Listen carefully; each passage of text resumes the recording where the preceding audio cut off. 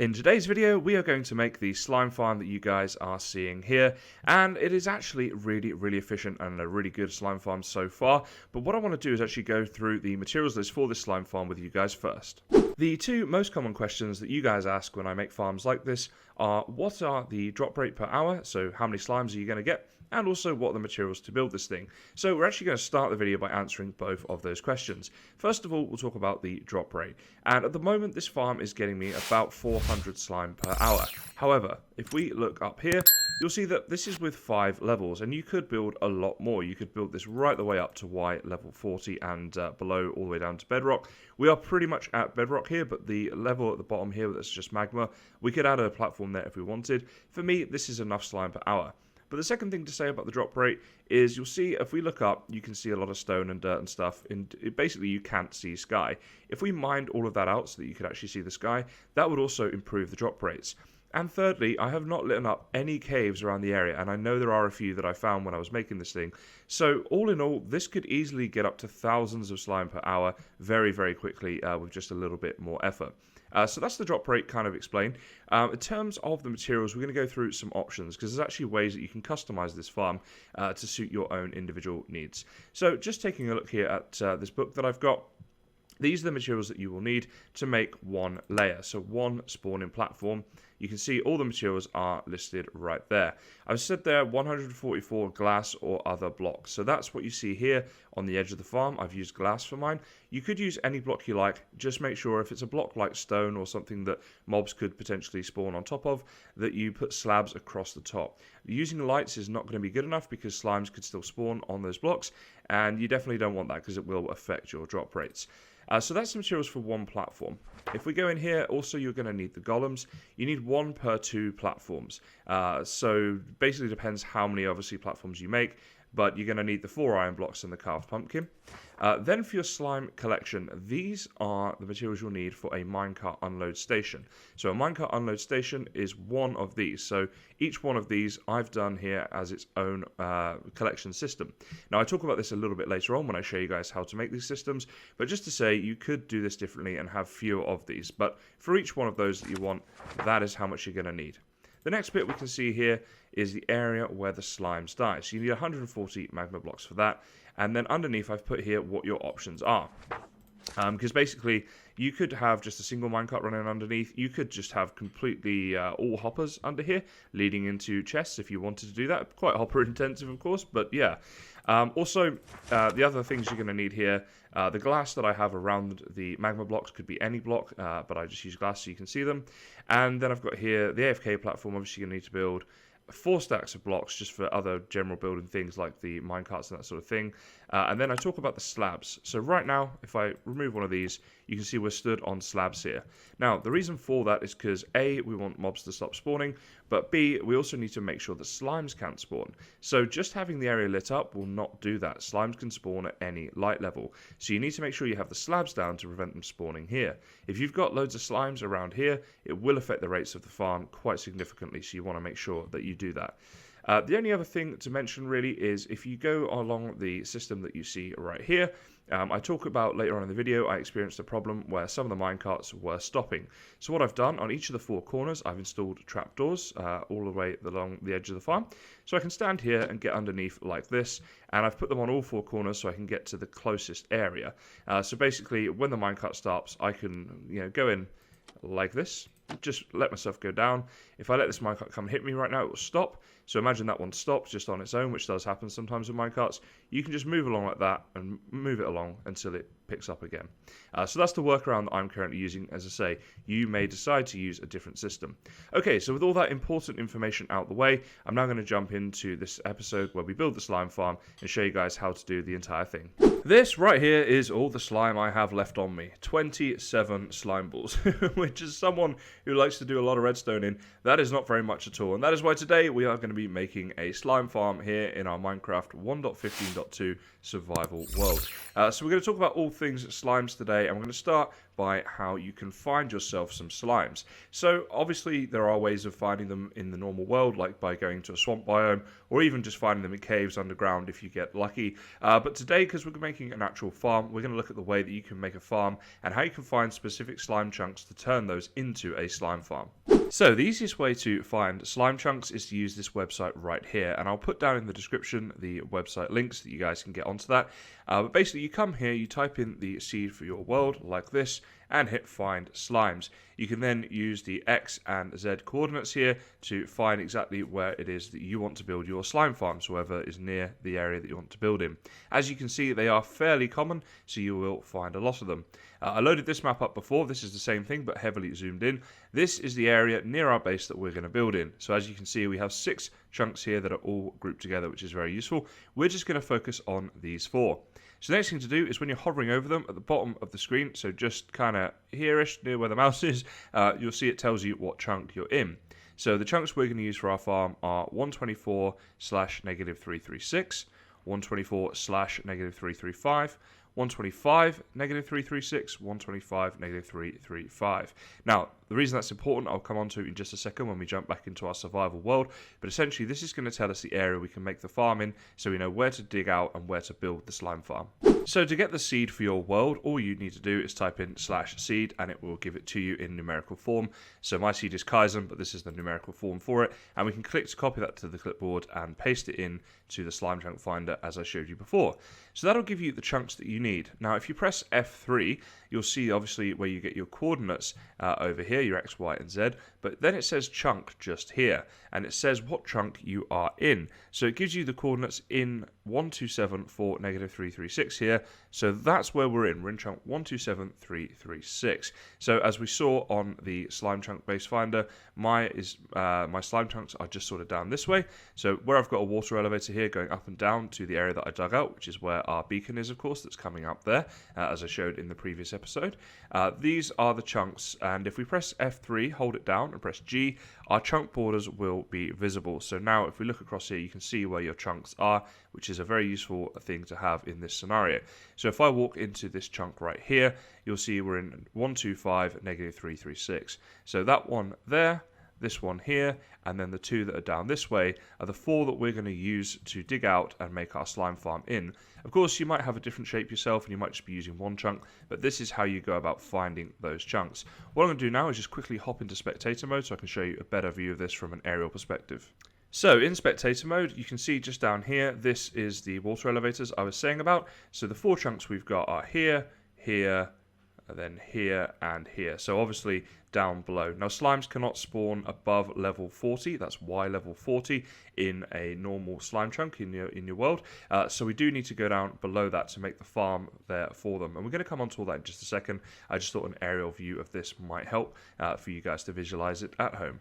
So currently I am under these chunks that you guys just saw that I showed you from above, and we are down here underneath where we're actually going to be building the slime farm, and I've got a few things in place to show you exactly how it's going to work. At the moment we just have a bit of a template in place.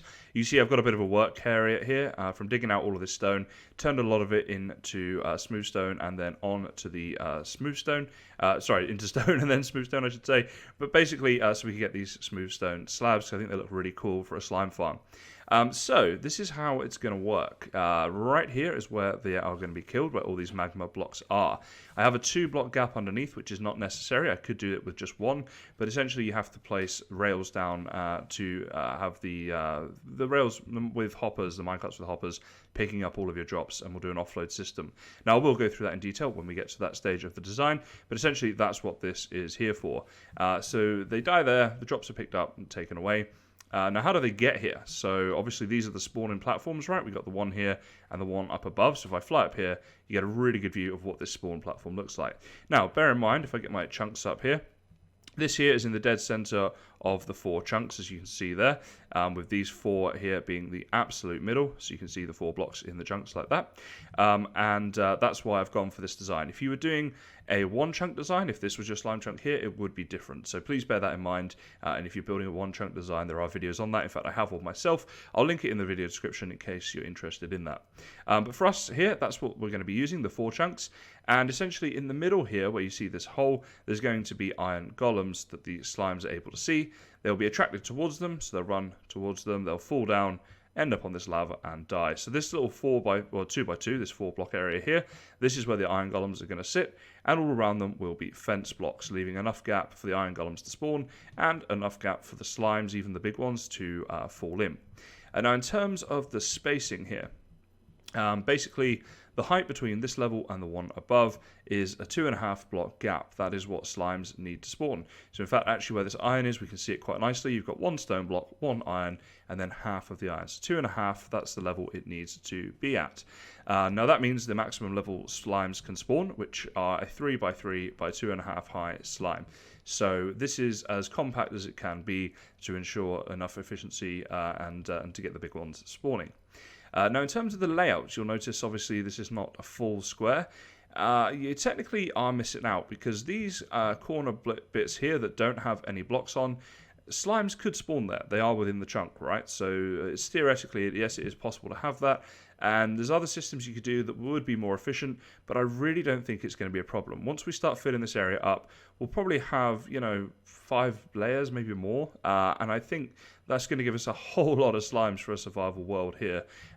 So even though you lose a bit of efficiency, you also save on iron golems.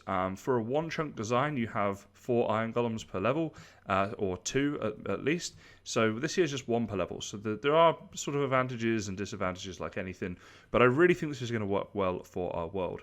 So now that we have that in place, I guess the only thing to go through now is the shape. And then you guys are pretty much all caught up to where I'm at here. So if we look at these sort of middle bits here, you essentially have 12 blocks here before you get to this gap, and 12 blocks here like this. So that's how far it goes.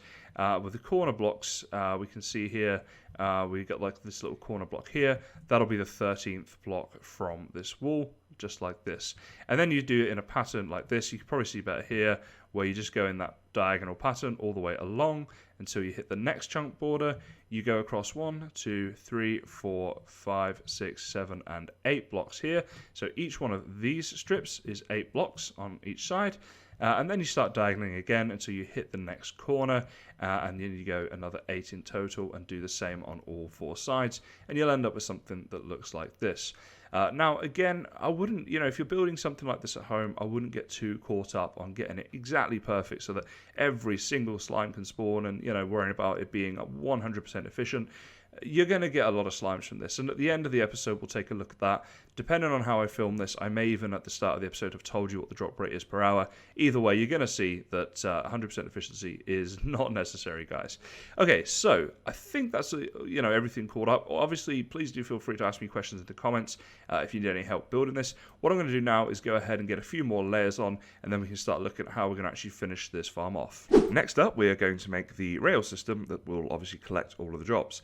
So to do that, you need a 1 block space between where the magma is, that's where the drops are going to fall, and where the rail is going to be here, as you can see. So our hopper minecart will then pick up everything on top of the magma.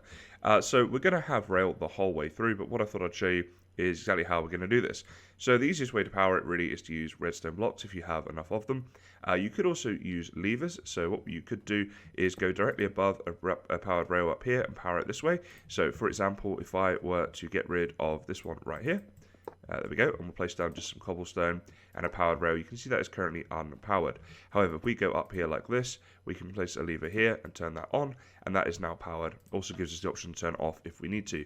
Now this won't affect your drop rates or anything, it's just another way of powering the farm if you don't have as much redstone, because obviously levers are a bit cheaper than redstone blocks. I have a bit of an abundance, so we're just going to stick with the redstone blocks for now. So eventually this is all going to connect up along here like this to unload systems for the minecarts. Again, you don't need to have it like this. I'm going to have all of these, so eventually these will be all filled in as well with rail. The reason that they're currently not is because it's easier for rails to not connect up and stuff to do them alternatively like this. So, do one, have a gap, do one, have a gap, and so on. Then that way when I place rail down wait a second, on the right height along here, nothing's going to try and connect up or anything like that. So it's just a bit easier. So each one of these is going to connect to its own unload system, and I will come on and show you the unload systems when I get to that point, of course. But to say, if you wanted to do it differently, you could probably have maybe 3 or 4 minecarts going along under here, hopper minecarts, and have less unload systems. You're going to get a lot of drops though, so the reason I'm doing it this way is just to kind of protect against that and give myself a bit more storage space as well. So that's my sort of tips right now for building this bit of the rail. I'm going to go ahead and fill in the rest of this stuff, and then the next thing we'll do probably will have a look at the unload systems. So guys, I've got the unload systems in place, or a few of them at least, and I thought now we could build one together on cam. You can see there's a slime over there. I've been getting quite a lot of them spawning, which is a good thing, of course, but at the same time, a little bit annoying because we are having to kill them quite a lot. We're getting a lot of slime balls from them though. I've actually got tons of slime balls already, and the farm isn't actually supposed to be like on yet. It's not done. So yeah, that's kind of cool. But anyway, let's have a look at this unload system. So you can see here it's pretty simple. The redstoning involved is pretty minimal.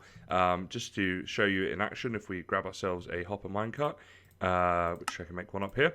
If we put a hopper minecart on this track right here, it'll basically just run back and forth here, and it won't do anything right now because it's not going to pick any items up. It'll just keep bouncing back. But if we come up here like this and we throw down some items, so let's just put down, a few dirt or something like that. I think. Hang on a second. You know what? I'm just going to chuck down a whole stack because I don't think I was quick enough. There we go. So it's now picked the dirt up, and when it goes up here, it'll start to unload the dirt. So then if we grab out the rest of that dirt, once it's done unloading, it goes on its way. So I'll show you how to build it, and we'll also talk through why it works as we're building it, so you guys can get an understanding of the redstone that is involved. So first thing we're doing here, just to note as well, you could end this chest. You don't need the hopper and the chest underneath if you don't want it. I just figured it'd be easier to get to this area here for the storage. Plus it gives us an extra storage amount of a double chest, which is useful.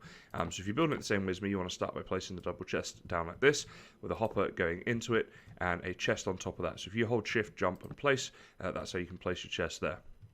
Okay, very good. So now we need a hopper running into that right there, and this is where the minecart will unload. So we can go ahead and place some rail down here and connect it up to this system right here. There we go. And just make sure this doesn't happen. Make sure it is connected up to the one you want it to be. Okay, good. So then you'll have this in place. Then you want to place a slab here, a slab so that we can open this chest. If you're not using this chest, you could place a full block here if you wanted to do that. So going back up top, we're going to now need a comparator, and this comparator goes next to this hopper. So essentially what it does is it registers if there's items coming out the hopper. Now if there is items coming out the hopper, that means the minecart has things in it, right? So then it will stop and hold this in place until there are no items left. The thing gets unpowered and goes back on its way. So then we want a block here like this with a redstone torch placed on top of it, and another block on top of that, and a block here. Now this is sort of the tricky bit. You have to get a repeater facing in this direction. So what we can do is kind of build along the back here like this, get ourselves a repeater and place it in there like that. Then we can place a block here like this, and if you've done it correctly, this will be on by default. So it's going to be powered and send the minecart on its way, unless it has items, of course, and then it will stop it. And that's it. That's the whole unload system done for a single cell, if you like, a single lane of rail. So then you just rinse and repeat and do that the whole way through. And there's another slime coming to see us right here. Of course, you could also make this higher up and have more chests underneath with hoppers and things if you wanted extra storage. But yeah, that's how that's going to work. So if you make the unload system at home, that's what you want to do. Now, just to say, eventually this level right here, I'm going to need to make it so slimes cannot spawn here using slabs or water or something like that. Yeah, so basically slimes can spawn at any light level. So if we, I think I've got, yeah, there we go. If we just go take a look at one of the levels up here, I'll show you guys what we've got going on. But for the bottom level, it's going to be a bit of an issue. So up here, we've got lights in place. And these lights, I've checked, no light level goes down to level 7. I think this is the darkest spot here. It goes down to an 8. Which is fine, so no other mobs can spawn, because otherwise you would get skeletons and creepers and everything spawning in here, and that would affect your farm's rates. So that's all fine for these levels, but once we get down to the bottom here, it obviously becomes a problem because the slimes can still spawn here, but they will not die in the system that we're going to use. So I need to slab this off later on in the episode, and I will do that. But yeah, for now, we're just kind of working what we got, and it does mean I am getting a lot of slime. So yeah, it's not all bad. The next thing that we need to do is to get the iron golems in place. This is how the slimes will be attracted to the center here. They'll try to attack the iron golems. You can see I've put a couple in already down there. And when they try and get to them, they'll just jump off and die. And we get their drops. So I'll go through the exact spacing and stuff that you guys need in just a second in spectator mode. But as many of you will be doing this in survival, I thought I'd just quickly go through the best way to do this. So basically, we've got the fence here already built. And I just built this the whole way up the farm, and then I'm removing the bits I need to remove later on. So essentially, inside the fence, you can see we've got a 2x2 here with these trapdoors. Again, I'll come on to exactly the spacing and stuff in a sec. But once you have this in place, here is how I propose you build it. So what you want to do is place a block there, a block up on top of there, one over here, and then break this fence here and place one there. Now there's no point putting the pumpkin up there just yet, because the golem will not spawn just yet if it's got these fence things that are touching it. So what you can do then is go along and get rid of any fence here that is sort of joined up with the iron blocks here. You can see, so get rid of that one and that one, the one above there. And once you've got rid of all of them, you should then be able to put the pumpkin on and spawn the iron golem. So we can jump and place it up in here on top. There we go. Quickly get out and oops, I've fallen down. Just give me a sec. Alrighty, I've got myself back up. So yeah, so the next thing then is just to encase the golem in, but not entirely. Basically, you just want the first 2 blocks here encased in, but at his eye level, you want to be open. So we get rid of the fence there, for example, and all of the fence along here as well, but this one needs to go in. So it's like a 2-high wall, basically, of fence going around him. So that ensures that the slimes can see him, and he can see the slimes, I suppose, and therefore they are attracted to him. So then we want to push that up there like that. Now this golem will do this entire level, and also the level above. So it's quite an efficient farm in terms of golems. I've got 1, 2, 3, 4, 5 levels, and 3 golems are required. So not too bad at all, really. But yeah, so that's how you're going to get the golem in there, basically, the best way to do that. So I'm just going to clean this farm up a little bit, then we'll hop into spectator mode, and I'll go through the spacing of exactly where these golems need to be placed in order for the slimes to see them. So we're here in spectator mode, and I'll just have a look at the spacing of these golems and things for you. But one thing I've noticed is I've got a little problem here with the minecarts. You can see a few of them have stopped underneath here. I'm not entirely sure how I'm going to fix this. I'm going to need to look into it. It might be that having all the rail as powered rail would be a good idea. But yeah, a bit of a pain this. So I'm just pointing this out because if you are building this at home, you may want to rethink how you do the system. What I'm thinking I'm going to do is not worry about it too much for now until I have a gold farm, because I'm going to be doing that very soon. And once I have that, then I'll maybe look to make all these powered rails and see if that fixes it. But yeah, just sort of pointing that out. So the golems. The first one right here on your bottom level, you can see where the iron trapdoors here are placed in relation to the magma blocks, so just slightly up from them. You need to remove the magma blocks underneath. You might notice this guy, his texture there showing how damaged he is. That's because I had him stood on these magma blocks for a little bit too long. I thought having the iron trapdoors on top would protect him, but no. So then we got the 2 fence, and then the gap, and then we have the next one up above here. So we've got 1, 2, 3, 4, and there's where the golem is going to stand. Now, just to point out, in the next episode that I do, I'm going to do a world download. So if you guys want to get any of the farms that I've built on this world so far and have a better look at them, you can keep an eye out for that, and I'll do a download. I'm going to join it with an episode where I go through, show you the coordinates of everything, and all that kind of stuff. So that is upcoming. But yeah, that'll make this sort of building easier. But you can kind of see where he is there, right? Like in relation to these levels. Hopefully you can kind of see that. You know what I'm going to do actually? Let me put myself in survival mode a second. I can show you better. Okay, so we're in survival mode here now, as you can see. Basically, this dirt block right here is on top of the magma, so that is where the first trapdoors are placed, right? So then if we go up here, 1, 2, 3, 4, 5, 6, you can see that this level here is where the next trapdoors would be placed. So what I'll actually do is if I get rid of that for a second and build out here, you can see this is where they go. So basically 5 blocks, and then on the 6th is where they would be placed, because this is the 6th block here. So hopefully that makes sense. You just keep doing that all the way up for however tall your farm is. And yeah, hopefully you guys get what I'm saying there. If not, all my contact information is in the description, and feel free to ask me any questions you have. One thing I forgot to mention in the video that I'm just going to edit in after is in regards to the AFK platform for this farm. So if you're building it down at bedrock like I am, you actually want your AFK platform to be at the level of 103, directly above the farm, above where the iron golems are spawning there in the center. That's the best place to be, and 103 high. I'll put a link in the description to Ilmango's farm. That's basically the design that I'm copying here with a few slight adjustments, so you can see the full tutorial that he did there. But just to mention that that's where your AFK platform wants to be. Well, there you have it, guys. A slime farm in Minecraft 1.15.2 survival. It will, of course, work in future versions as well if you're in 1.16 or whatever. But yeah, that's it. So I hope this video was helpful. If it was, please do leave a like and consider subscribing. It really is greatly appreciated. But for this one, that is about it. So as always, guys, thank you very much for watching, and I'll see you next time.